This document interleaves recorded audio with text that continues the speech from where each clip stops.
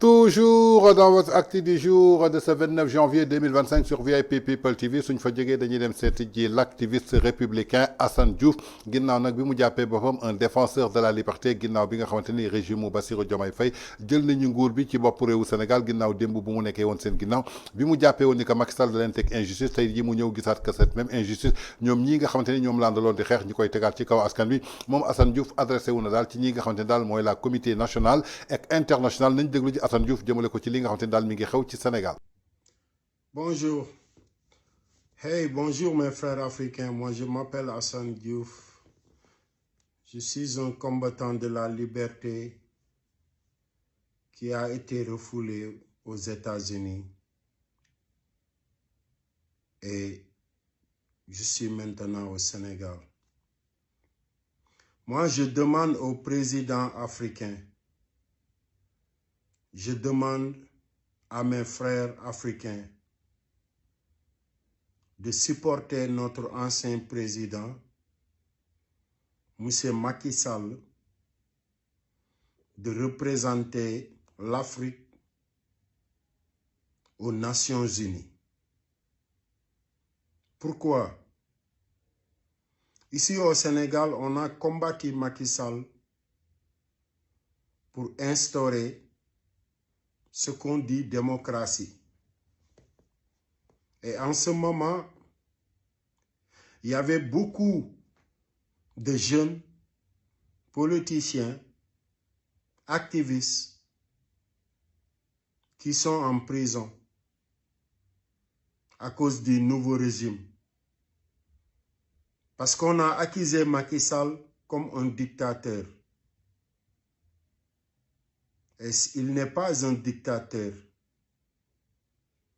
Parce que pourquoi? Moi, je fais que des analystes. Et on a combattu Macky Sall pour le faire sortir du palais à cause du troisième mandat. Mais il n'est pas dictateur. Pour mes analystes, vous pouvez le constater maintenant, vous les Africains. Parce que tout ce qu'on a accusé Macky Sall, c'est que ce nouveau régime a commencé à faire. Quand Macky Sall nous a dit que, et il nous a parlé de reddition des comptes, nous, on a dit que c'est du revanche. Et ce qui se passe au Sénégal maintenant, il n'y a que du revanche, le traque des oppositions. Ils sont en train de traquer l'opposition sénégalaise pour être en l'aise.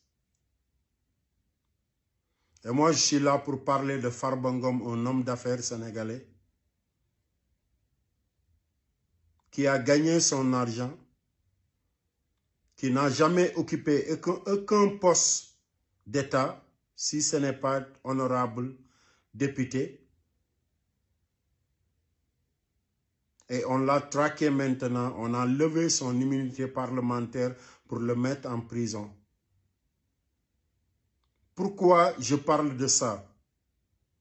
Parce que c'est le premier ministre sénégalais qui a allé dans son village au moment des élections législatives et il a dit qu'il y a un griot qui doit faire que jouer du Cora et demander de l'argent, qui avait des milliards, même si vous avez voté pour lui, moi je vais lever son immunité et il ne sera jamais candidat ici au Sénégal. Et lui, il n'est pas le procureur de la République, il n'est pas un juge. Ça montre qu'on ne bouge pas de là où on est combattu avec le président Macky Sall. Je vous demande pardon parce que je ne suis pas bien en parler de français.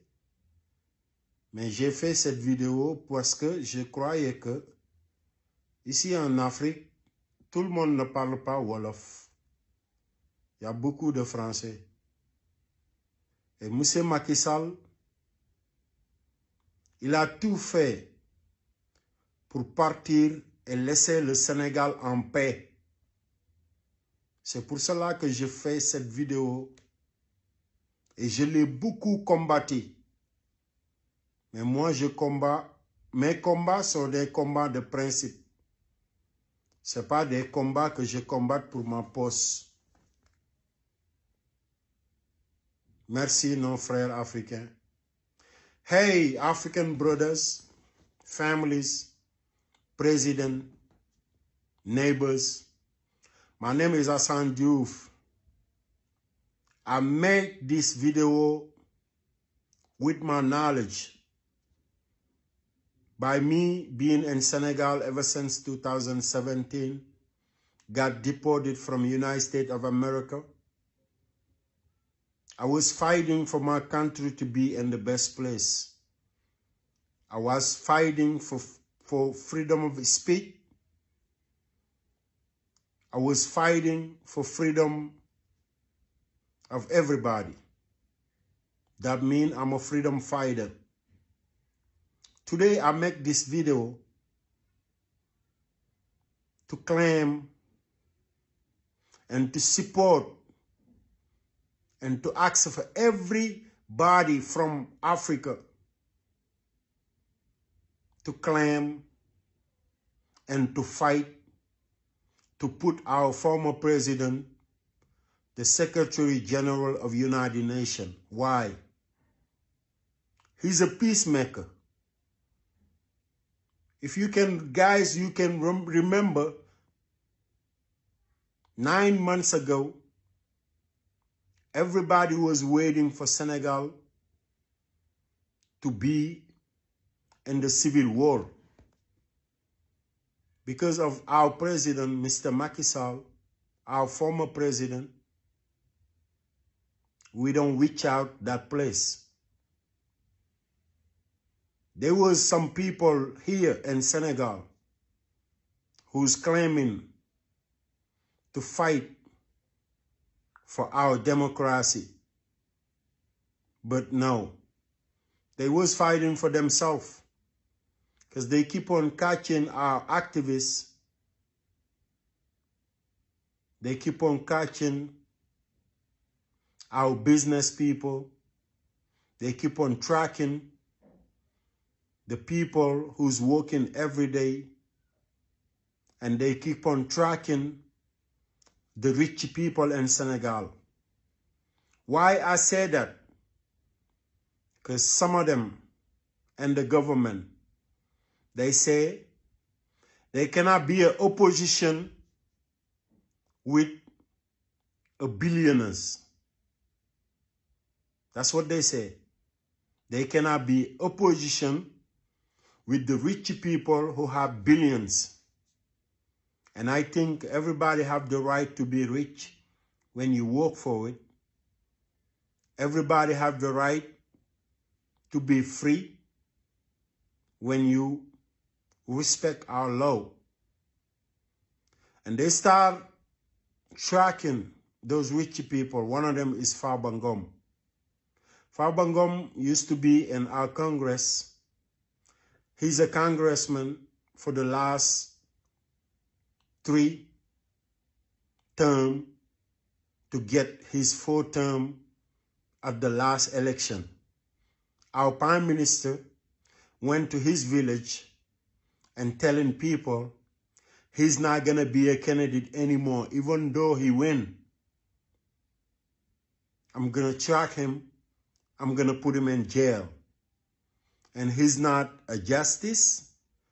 He's not Attorney General of Senegal. He's not a lawyer. He's nobody but a politician, a liar.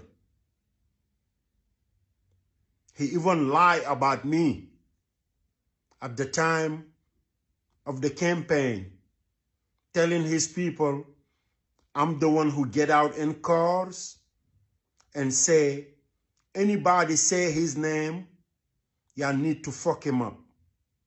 And that was not true. Because I don't even care about that man. I don't even care about anybody who lied to your country, who your people in this world. And I prefer to have a liar in my house, a thief at my house, than liar. My country need help. We need you guys to vote for Macky Sall to be the Secretary of General of the United Nations. Mr. Trump, congratulations. We need you to support the former president of Senegal to be the Secretary of the United Nations. kon ñoo ko déggandoo muy réaction Assane Diouf l'activiste républicain défenseur de la liberté nee na benn combat lay xeex muy pour la liberté moo tax toujours ñu koy gis muy activé wu mu doonoon nag benn sénégalais boo xamante ni dañ ko rapatrier jëlee ko foofu ca Amérique indi ko ci Sénégal par injustice ci régime Macky Sall si la àndoon ak ñi nga xamante ne mooy leader u parti Pastef ànd ak moom ci combat bi nga xamante ne Macky Sall mi ngi ko doon mëne contre injustice parce que li mu yàgg gëm maanaam mooy les libertés mais njàqarek tiis bi mu am maanaam mooy depuis que lii nga xamante ne mooy Pastef egsi ci pouvoir bi à travers ki nga xamante ne mooy le président de la République Bassirou Diomaye Faye bi nga xamante ni moom mii di leaderu parti Pastef di l'actuel premier ministre moo ko daal di tàmb gisul dara loo xamante ni mi ngi koy def lu dul benn revanche boo xamante ni mi ngi koy teg ci kaw sénégalais yi doon benn nit koo xamante ni daal amul dara loo xamante ni mi ngi koy teg jëmale ko ci wàllu justice lépp lu muy teg daal injustice catégorisée mu daal di koy gis moo tax tey jii mu koy dénoncé jëmale ko daal ci opinion nationale ak internationale pour que ñu bàyyi ci xel parce que kii nga xamante ni tey jii moom la àndaloon démb di xeex su yaakaaroon ni que tey jii su egsi ci bopp pouvoir bi lii la fiy teg du ànd ak moom xeex benn yoon parce que moom lépp loo xamante ni mi ngi koy xeex maanaam mooy liberté jëmale ko daal ci depuis que mu egg ci li nga xamante ni daal mooy pouvoir bi kenn gisatu fi liberté ndaxte bërki démb gis nañu Barthélémy Dias moom Assane Diouf moo ko accompagné woon foofu ca Sandaga ay forces de défense et de sécurité ñëw tere ko circuler mu foofu nga xamante ni maanaam mooy ca Sandaga alors que créé wul trouble à l'ordre public amul dara lu mu fa créé depuis kañ la ñuy interdire un citoyen mu daal di circuler librement en tout cas muy benn injustice totale boo xamante ni Assane Diouf caractérisé la ko jàppee ci l'actuel premier ministre du leader au parti Pastef